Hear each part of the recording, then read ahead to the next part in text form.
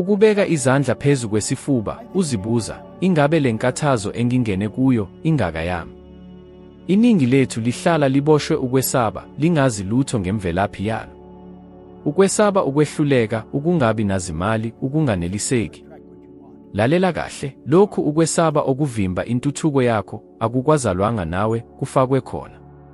Okumangalisa kakhulu yikuthi ungase ube usakha impilo yakho yonke ngokuqonda okungalungile. Ukwesaba akuyona isitha njengoba bafundise. Isitha esiqinile yilokho ungakwazi ukubona, iqiniso elingaziwa ngabaningi. Sikhulile sikholwa ukuthi ukwesaba kufanele kupheliswe, njengoba kuyisithi esibonakalayo, amandla angabonakali asilandela. Kepha ukwesaba kuvela endaweni ejulile kakhulu, kukho okungaziwa kuwe. Futhi yilokhu kungazi ukuthile okuhlala kukubopha, kukwenze uhlale uthule, ungayi ndawo unyaka nonyaka. Cabanga, kangaki ube nembono, isifiso, ukufuna ukwenza okunye, ukushintsha umsebenzi, ukuqala ibhizinisi, ukushiya umsebenzi, ukutshala imali, ukukhuluma nomuntu ophezulu, kodwa wema. Kungani? Ngoba awazi ukuthi yini okulindelekile? Ngoba wawungabaza umphumela. Futhi leyo ntukutheka yaba ukwesaba. Ukwesaba kwakuvimbela ukwenza. Ngikubonile lokhu. Ngesikhathi ngisemnyangweni wezimbiza, ngangizizwa ngaphakathi ukuthi angifanele ngibe lapho. Kepha kwakuyimisebenzi eqinile, akekho owayeshiya lo msebenzi. Mina ngangisesabeni. Kwakungesona ukwesaba ukufa, kwakubi kakhulu, kwakuyisabuko lokulahleka. Ukulahlekelwa ukhuseleko nokubona ukuthi angikwazi ukwakha into ngedwa. Ngoba ngangingazi. Ngangingazi ukuqala ibhizinisi. Ngangingazi ukuthi impumelelo iyini. Ngangingazi ukuphatha imali. Ngangiyisiwula. Futhi yilokhu okuyinhloko, ukwesaba yisibonakaliso. Ubuwula yiyona mvelaphi. Uma uqonda lokhu, konke kuguquka. Uyeka ukuzama ukususa ukwesaba bese ufuna ukuqonda. Uqala ukucwaninga. Ukubuka. Ukubuza. Iningi labantu liphila ngalokho elingalukwazi. Abaqondi ukuthi imali isebenza kanjani, ngakho besaba ukuswela. Abaqondi ithonya lengqondo emzimbeni, ngakho besaba izifo. Abaqondi imizwelo yabo, ngakho besaba ubuhlungu. Benza izinqumo eziqondiswe yilokhu kwesaba, izinqumo ezincane, eziphephile, eziqediwe. Futhi bakubiza lokhu ngokuba nomthwalo wemfanelo. Kepha akuyona imfanelo. Kungukugcinwa.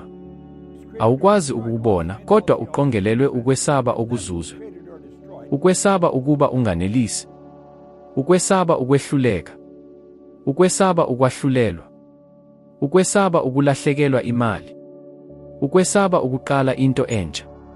Konke lokhu kukhona kuwe ngoba akekho owakufundisa ukuthi ingqondo yakho isebenza kanjani.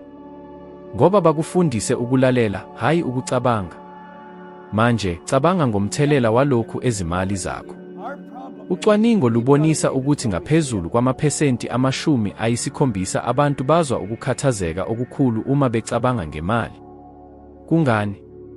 Ngoba abafundiswanga ukuphatha imali. Ngoba abaqondi ukunyakaza kwayo, ukudalwa kwayo, ukukhangwa kwayo. Bacabanga ukuthi imali iyinkimbinkimbi, ingcolile, yabaningi abambalwa. Lokhu kuyibuwula. Futhi leli buwula liguquka ukwesaba oluthule olukuvumela ukuthi wamukele okuncane kunalokho okufanelwe. Ufuna isibonelo esiqinile. Thatha noma yimuphi umshini omkhulu, umuntu onjengo-Elon Musk.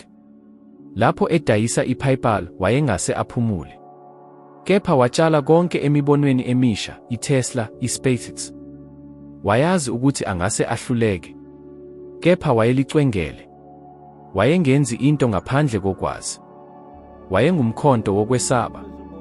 Ngoba wayekwazi ukuthi yenzani. Ngoba wafunda, wazungeza ngolwazi futhi wathatha indawo yokuqondisa. Awudingi ukuba ngumuntu ocebile ukuze uphile lokhu. Vele uqale ngokuzimisela ukuqonda. Qala ukufunda. Uqala kanjani? Ngobuhlungu obuvela enhliziyweni, yini engingayazi engivimbela ukuthi ngithuthuke? Lona umbuzo olukudedelisa. Ngoba uma uqala ukufunda ngawe, ukuqonda amandla omoya, ukubona ukuthi ingqondo yakho eqaphile ikhetha kanjani futhi okungaphansi kwengqondo yamukele, konke kuguquka. Uthola ukuthi ukwesaba kwakuyisibonakaliso, isikhumbuzi, akulona isithi. Awudingi ukususa ukwesaba, udinga ukuliqonda. Futhi uma uzimisela ukufunda, ufuna ulwazi, usebenzisa, uhlola, uthola ukuzethemba. Futhi lapho kukhona ukuzethemba, ukwesaba alubusi. Ngikubiza manje, khetha indawo ekuphileni kwakho lapho uzwa ukwesaba khona. Ngehlela izinsuku ezinhlanu ezizayo ukuba ufunde ngalona daba ngokujulile. Funda, buka, buza, bhala. Akukhathaleki ukuthi yini, imali, ubuhlobo, impilo, inkolo. Zinyibilika kulo. Ngoba phakathi nezinsuku ezinhlanu uzobona okuthile okunamandla, ukwesaba kuzophazamiseka. Akusoze saphela. Kepha uzobukhona ngendlela ehlukile. Futhi uzothi, manje ngiyazi. Futhi uma wazi, ukwesaba kuyatha. Unalo amandla amakhulu, ikhono lokucabanga. Kubukeka kulula, kepha yilokho okuyinkinga. Iningi alicabangi. Liphendula.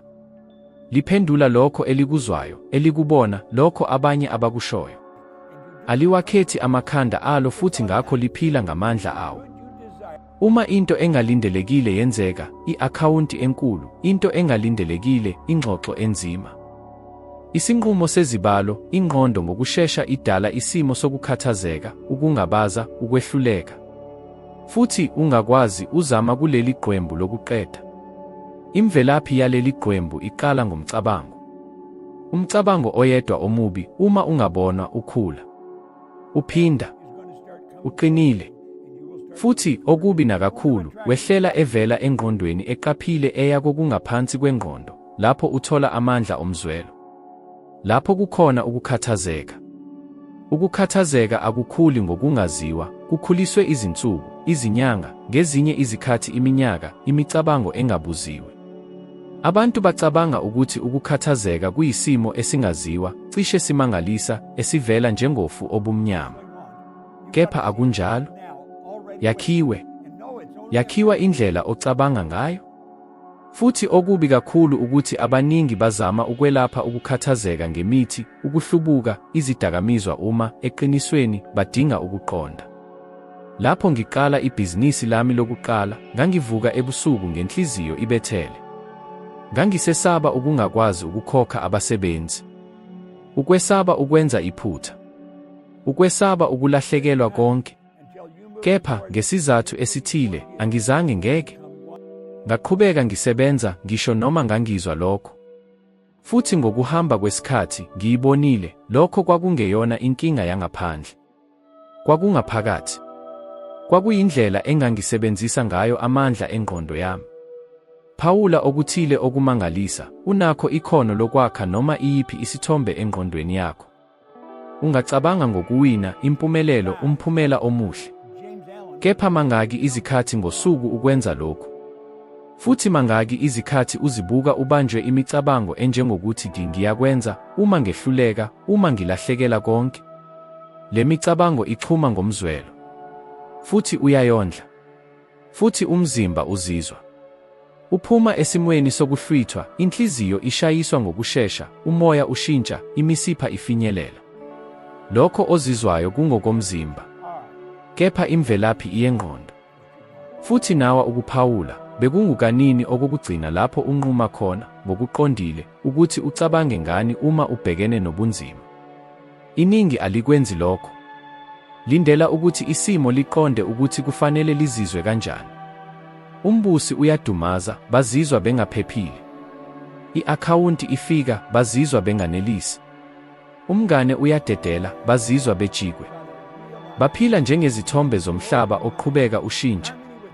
Lokhu akuyona impilo. Kuyilokho kuphila.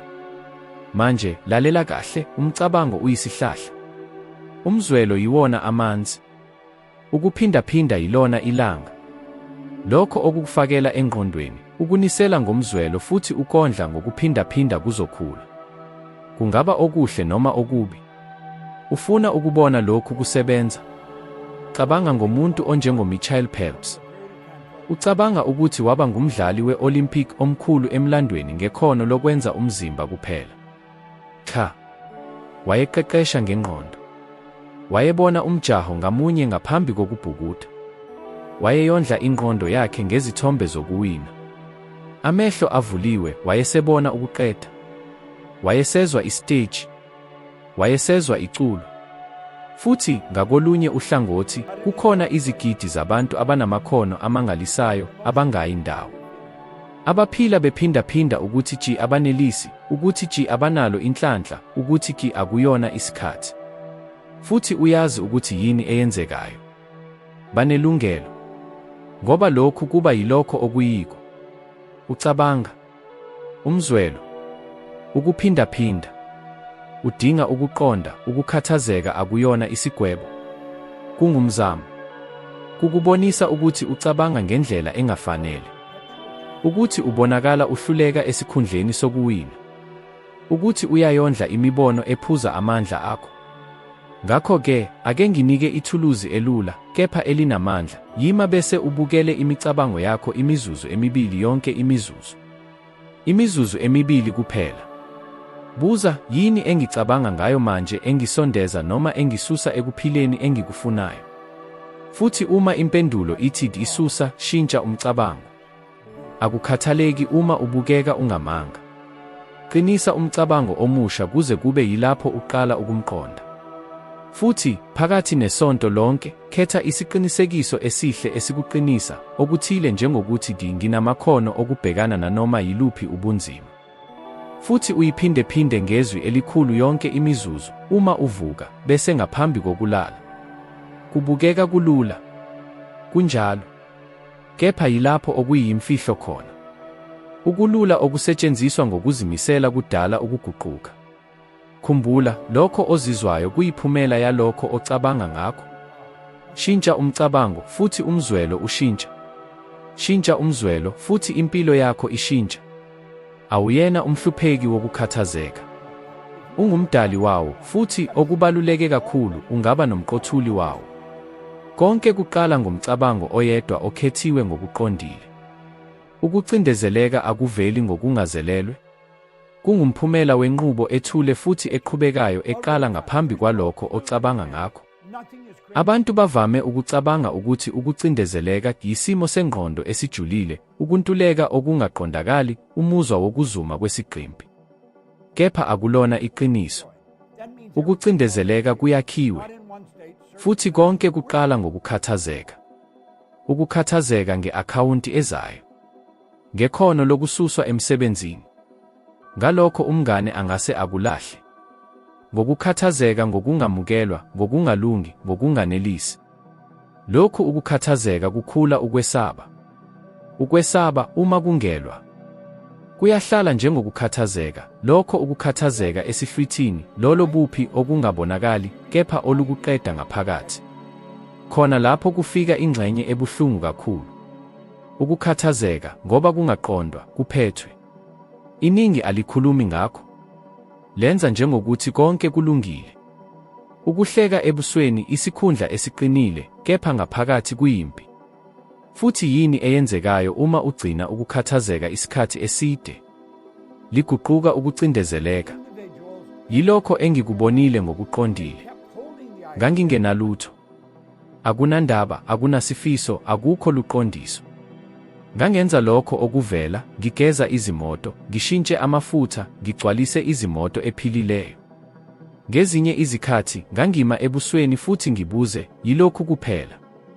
Umuzwa wawuyilokho kuboshwe emzimbeni ongimeleli, ekuphileni okungenasiqi.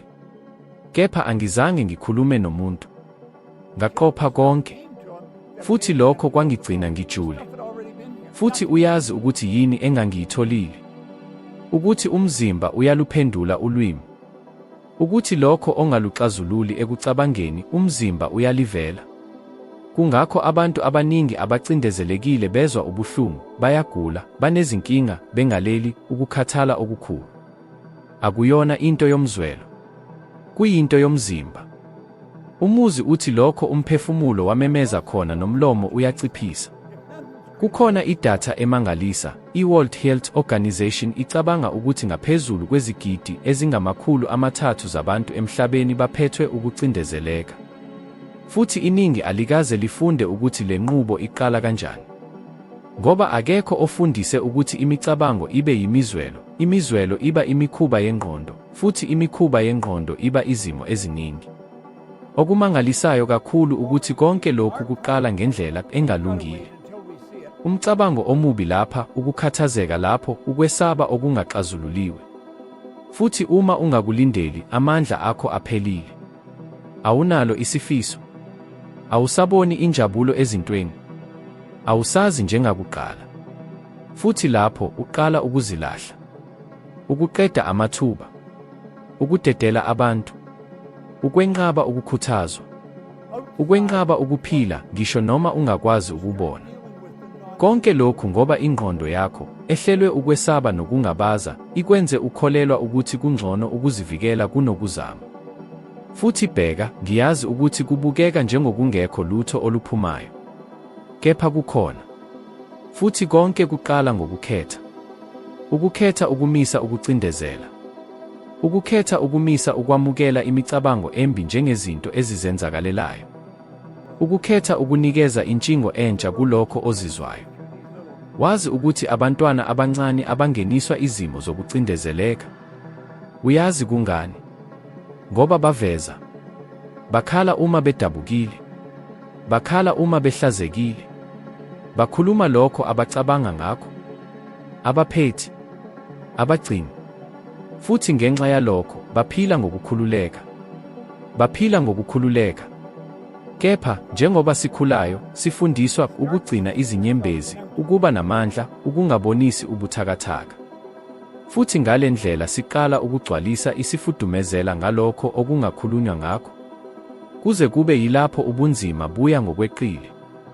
Uma uzibonele kulokhu, ngikumema ukwenza okuthile namuhla. Akusiyi ngomuso.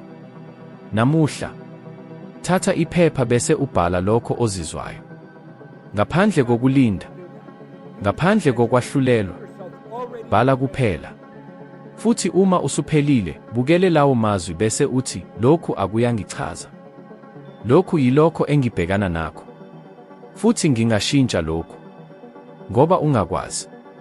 Ukucindezeleka kuyiphumela yalokho okwenzekayo ngaphakathi kwengqondo yakho. Futhi ingqondo ingahlelwa kabusha. Awuqhekekile. Vele uthwala imithwalo engalona yakho. Ukwesaba okuzuzwe. Ubuhlungu obudala. Izindaba ezingakhulunywa kahle. Indlela yokuphuma iqala ngokuqonda. Futhi uma uqonda imbangela, ubuyisela ukulawula. Akuyona into esheshayo. Akuyona into emangalisayo. Kepha kungenzeka. Futhi lokhu, ngokwalo, sekwanele ukukhanyisa uqalo olusha. Ukholo nokwesaba kufana ngokwakheka, kepha kuhlukile ngendlela. Bobabili badinga ukukholelwa entweni ongayiboni. Umehluko ukuthi ukwesaba kukuvimbela, ngenkathi ukholo kukukhuthaza.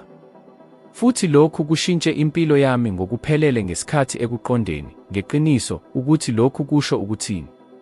Isikhathi eside, ngaphila ngiboshwe ukwesaba. Ukwesaba ukungalungi, ukwesaba ukujikwa, ukwesaba ukubukeka uyingqongqo.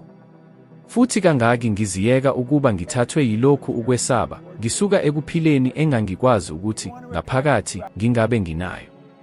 Kepha kwakukhona okuthile okungaqhubeka kungikhombisa, isifiso. Isifiso esiqinile kangangoba, ngisho noma ngizungeze ukungabaza, ngangisaqhubeka ngiphupha. Kepha ukufisa akwanele. Kufanele ukholelwe. Ukholelwa ngisho noma kungekho bufakazi. Ukholelwa ngaphambi kokubona. Futhi yilapho ukholo kungena khona. Ukholo oluqinile akulona oluyizinyembezi. Oluyizinyembezi yilokho oluwa ekuhluphekeni kokuqala. Ukholo oluqinisile yilokho oluvela ekuqondeni. Ngithuthukise lo mkhuba lapho ngiqala ukufunda.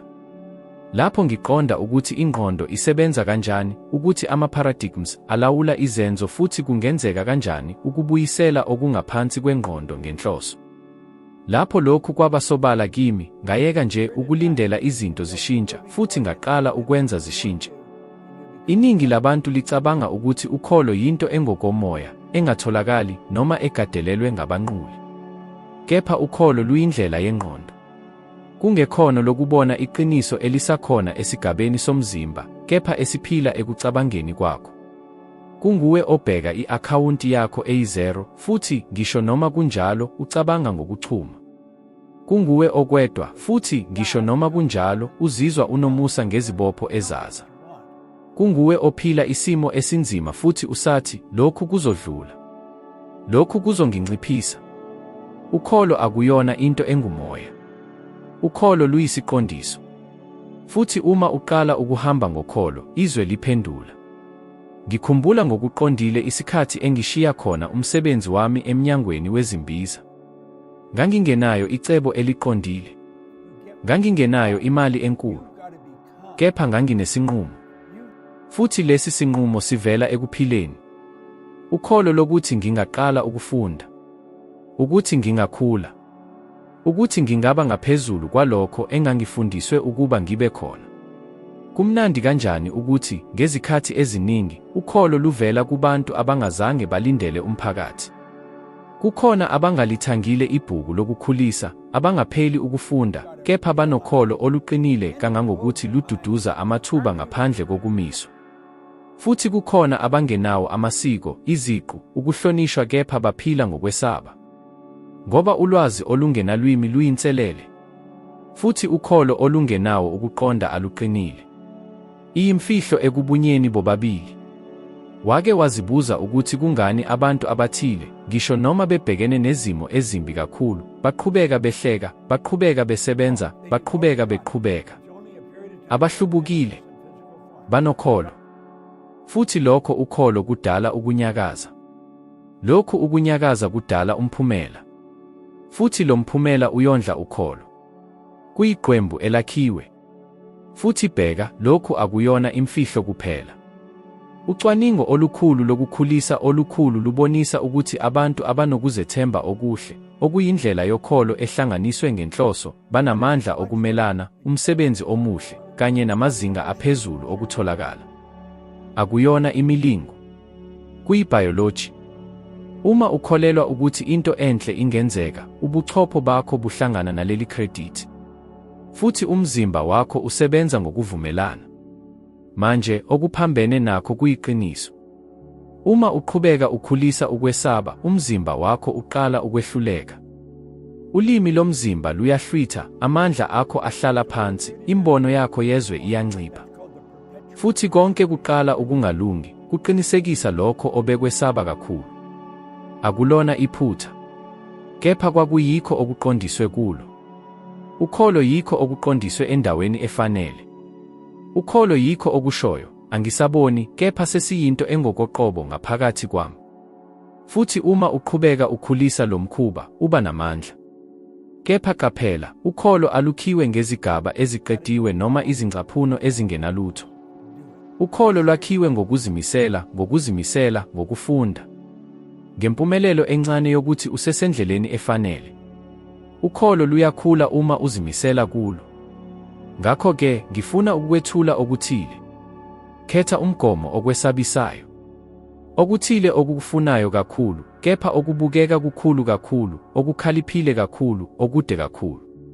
Futhi izinsuku ezingama-21 yonke imizuzu, bheka lo mgomo njengoba sekungumuntu engokoqobo. Zizwa njengoba sekwenzekile. Yenza yonke imizuzu njengoba usondela kuyo. Akukhathaleki uma usengakazazi indlela. Indlela iza kamuva. Okokuqala, kufanele ukholelwe. Futhi uyazi ukuthi yini eza kwenzeka. Uzoqala ukukhangisa izimpendulo. Izehlakalo. Imibono. Abantu. Ngoba ukholo luqalisa isimiso sakho sokuqonda. Kwenza ubone lokho okusekhona njalo, kepha kwakufihliwe yifu lokwesaba. Ukholo nokwesaba akunakuthatha isikhala esifanayo. Noma unelona, noma unelinye. Futhi ungakhetha njalo. Khetha ukholo. Khetha ukukholelwa. Ngisho noma kungekho bufakazi. ngisho noma kungekho siqinisekiso, ngoba kungenxa yalokho umangaliso wenzeka. Ukucabanga ngokushintsha konke, umcabango oyedwa, futhi angisho lokhu njengomfanekiso, kuyiqiniso. Impilo ophila ngayo manje iyilokho okuqondile ngemicabango oyiphindaphindayo yonke imizuzu, futhi iningi lazo awukwazi ukubona. Ziphuma ngokuzenzakalela njengohlelo olufakwe ngaphandle kwemvume yakho emuva lapho usengumntwana. Ukhulele uzwa imisho enjengokuthi lokhu akuyona yethu, imali ayikhulumi ngomuthi, qaphela ukungaphuphi kakhulu. Futhi ungakwazi ukubona, wamukele konke lokhu njengeqiniso.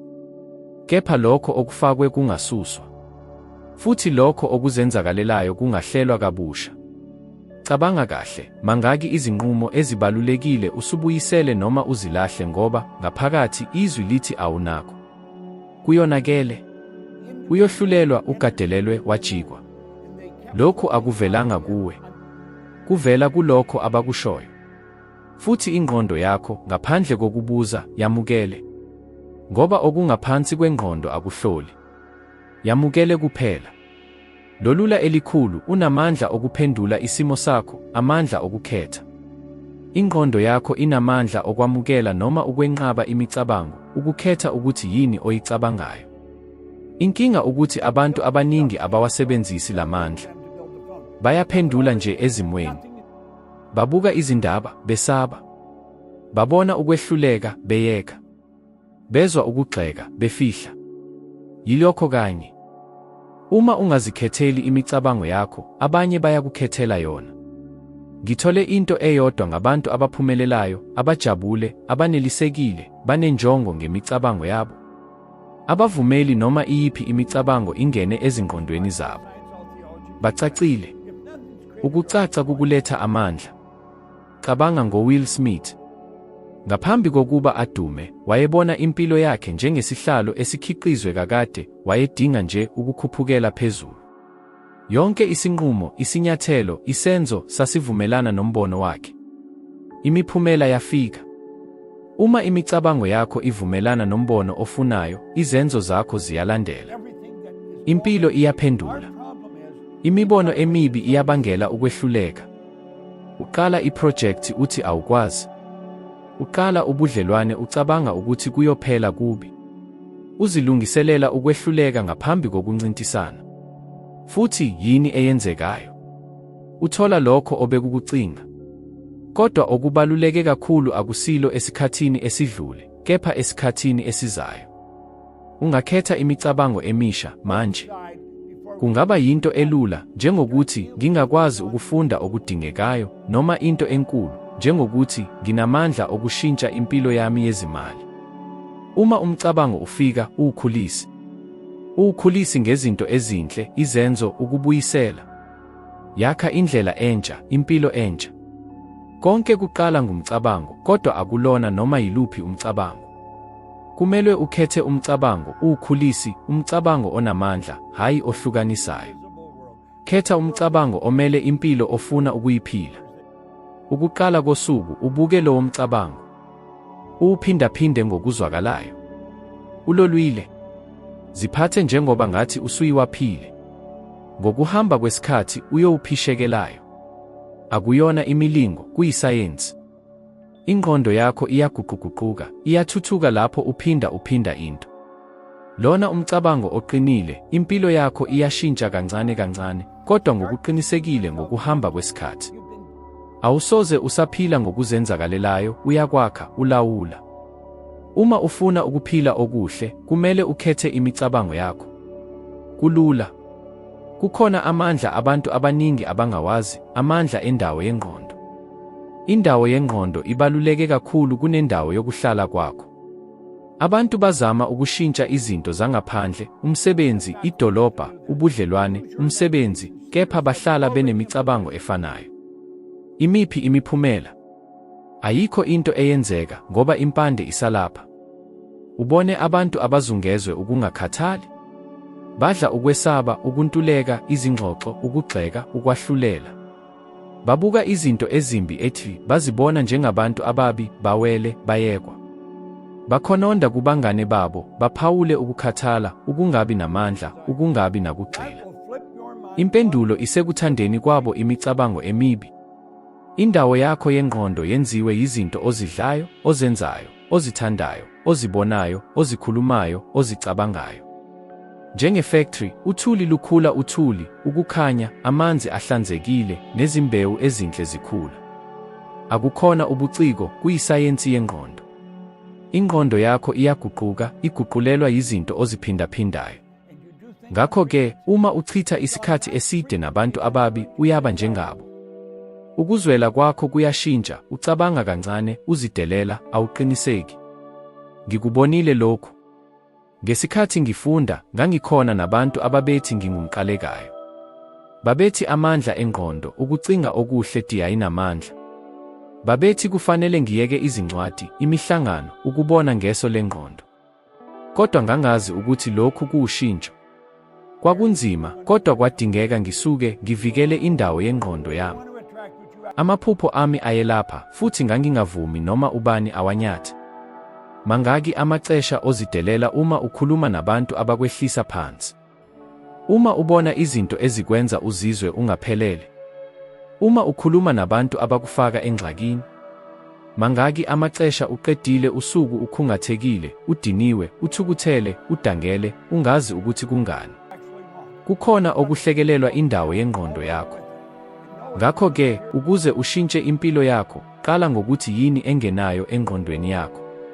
Khetha lokho olokukhulu, okuhle, okukhuthazayo. Phepha noma yini ekwehlisa, ngisho noma kubonakala kungenampilo. Ayikho into engenampilo ekucabangeni kwakho. Uvivinyo, izinsuku eziyisikhombisa, gwema noma yini emibi. Ayikho izindaba, izingxoxo, ukukhononda, noma imicabango emibi ngabanye. Gcwalisa ingqondo yakho ngezinto ezinhle.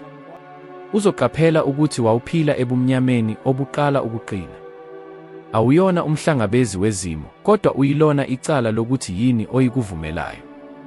Izinto ezisemqondweni yakho zikwenza impilo yakho. Hlanza ikhaya lakho, vikele ingqondo yakho, yenze ithempele. Impilo oyikhayo iqala ngaphakathi.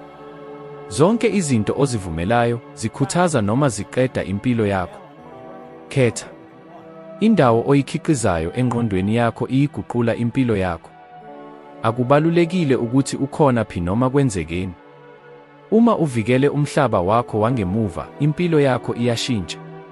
Akuyona inkulumo nje, kuyiqiniso.